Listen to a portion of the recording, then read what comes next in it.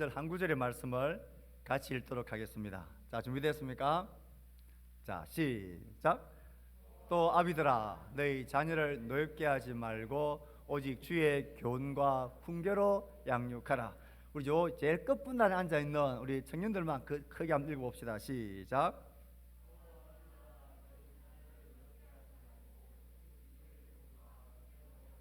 아멘, 아멘.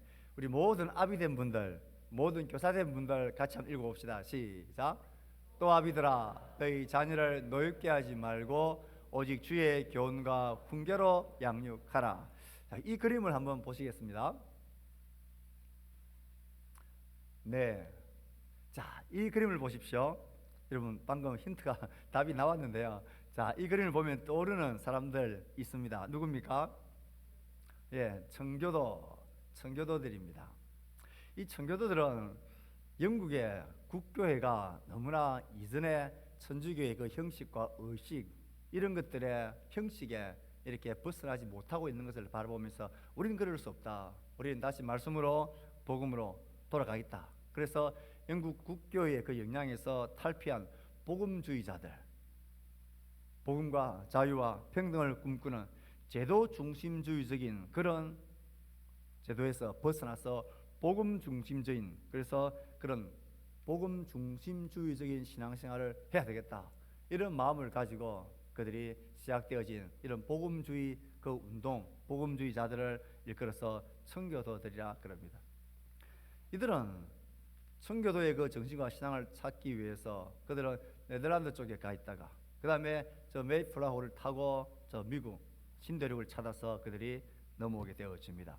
그래서 대부분의 사람들은 지금의 초강대국인 미국이 그 건국 이념과 정신이 그 바탕에 이 청교도의 신앙의 바탕이 깔려 있다라고 이야기를 합니다. 예, 그것은 누구나 아무도 부인할 수 없는 그런 사실입니다.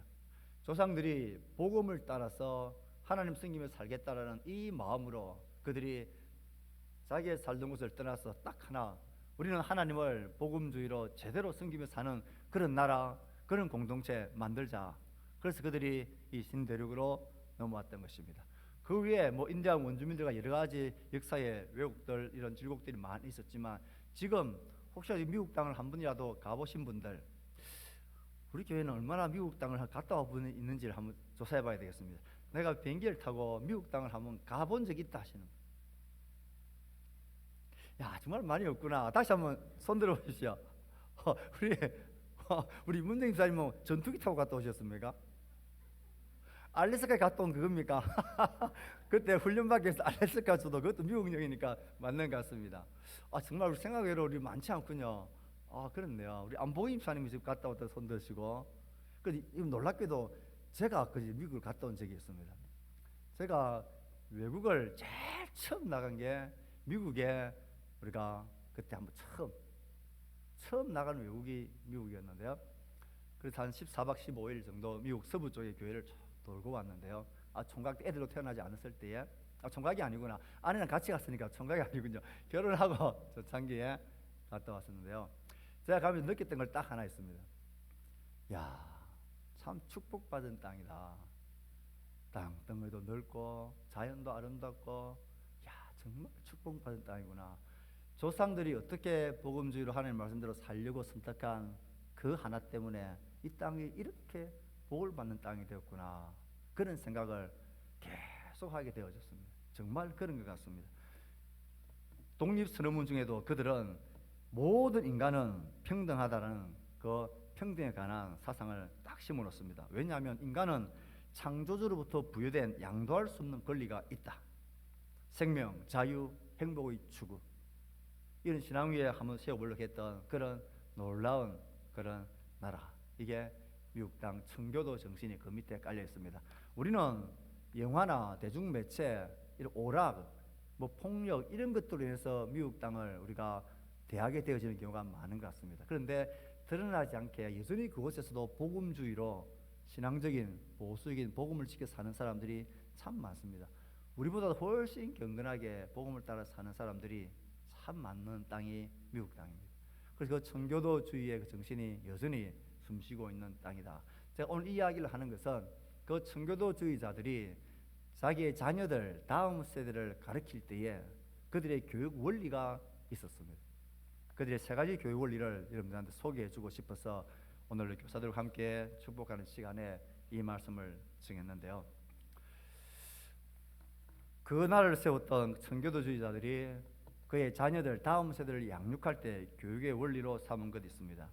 그 말씀과 좀 비슷한 말씀, 오늘 읽었던 이 말씀입니다. 또 아비들아 너희 자녀를 노엽게 하지 말고 오직 주의 교훈과 훈계로 양육하라. 이 말씀 속에서 이 원리를 공히 찾아낼 수가 있습니다. 그 첫 번째 원리는 이것입니다. 한번 해봅시다. 시작. 네. 나의 자녀, 나의 자식, 나의 다음 세대는 내 것이 아니고 하나님의 것이다. 이게 그들의 첫 번째 철학이고 교육의 원리 있습니다.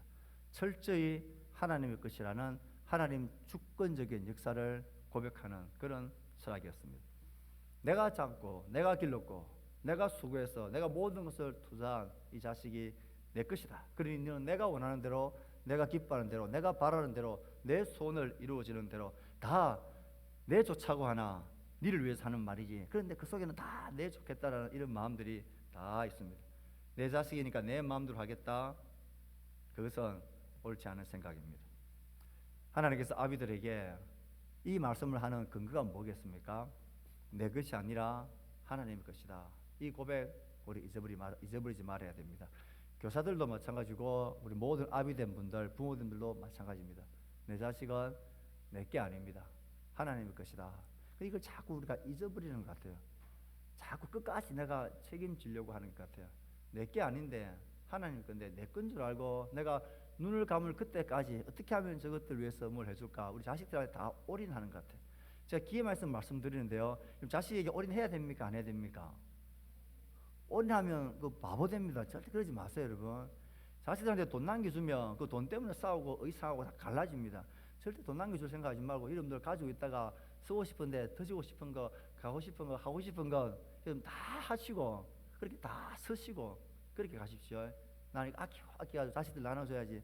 자식들 그 고마운 줄 하나도 모르고요. 그거 난가놔도요 금방 다 소외해버리고 또 당연히 지 건 줄 알고 고마워하지도 않습니다. 그러니 여러분 하고 싶은 걸 다 하시고 선하고 좋은 일 하고 싶은 거 다 하시고 그렇게 가십시오. 제가 지난 수요일날 오신 분들한테 제가 놀라운 삶의 지혜를 하나 가르쳐줬는데요.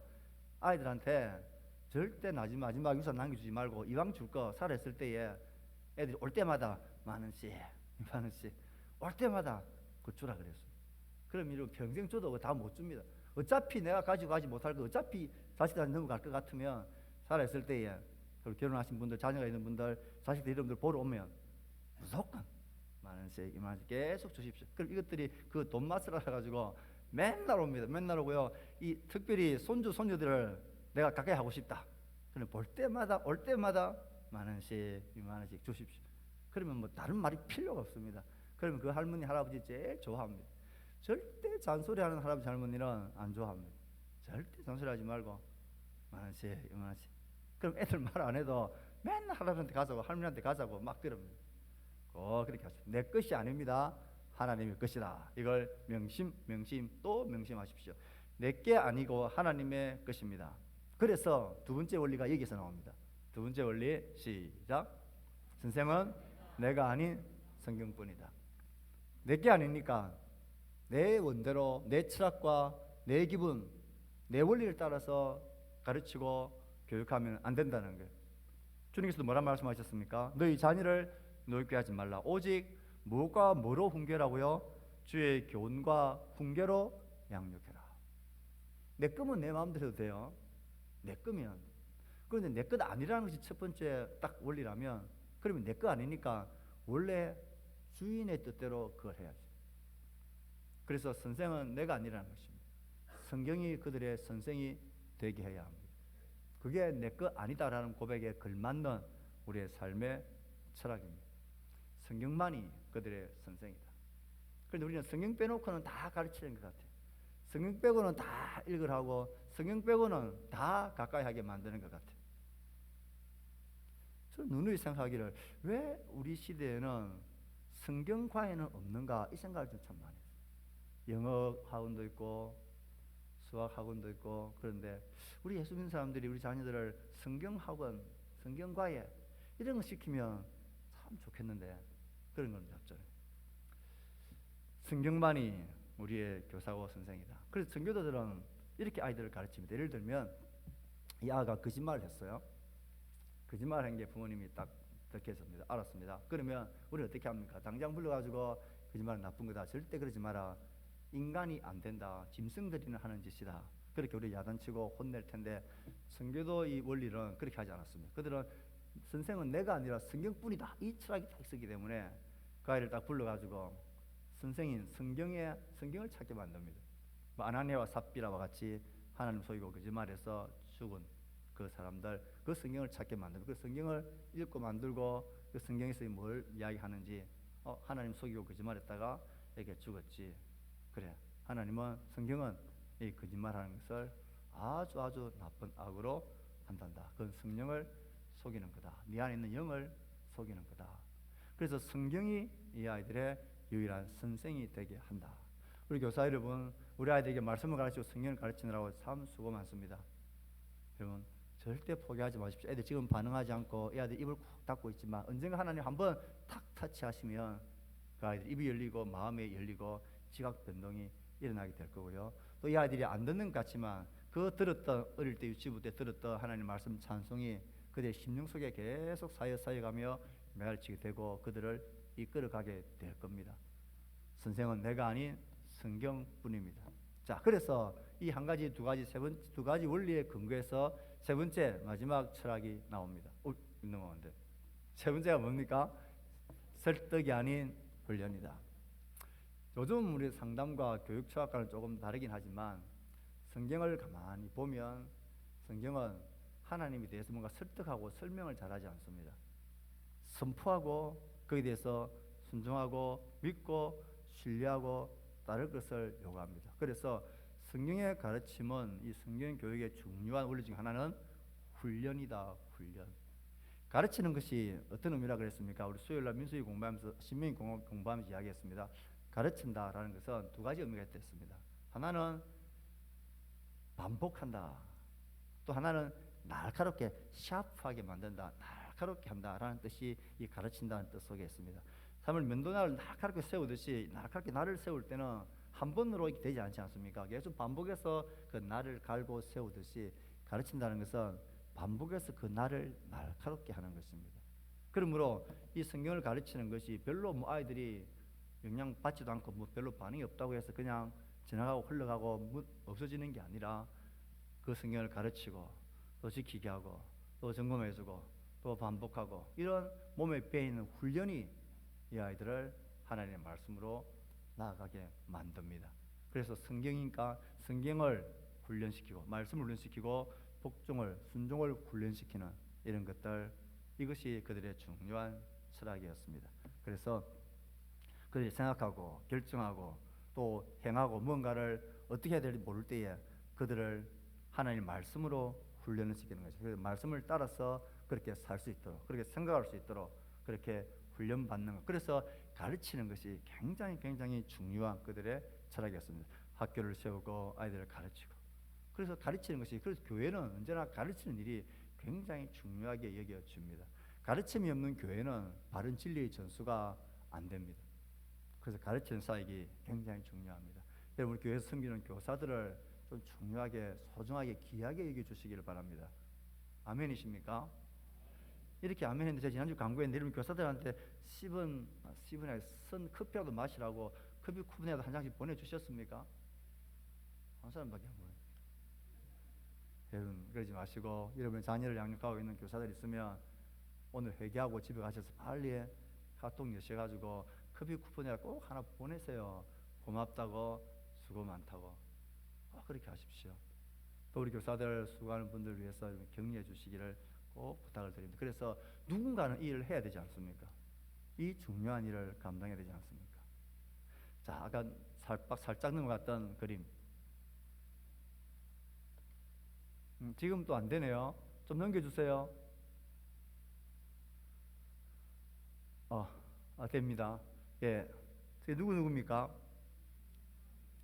김일성이랑 그 아들 김정일입니다. 김일성의 생일이 4월 15일이고 우리 문 장로님 생일이 4월 15일이고 저도 원래는 4월 15일 아닌데 태어난 지는 제가 1월달에 태어났다는데 올리는 걸 늦게 올려가지고 4월 15일날 올렸다 그래요. 그래서 저도 4월 15일이고 그랬습니다.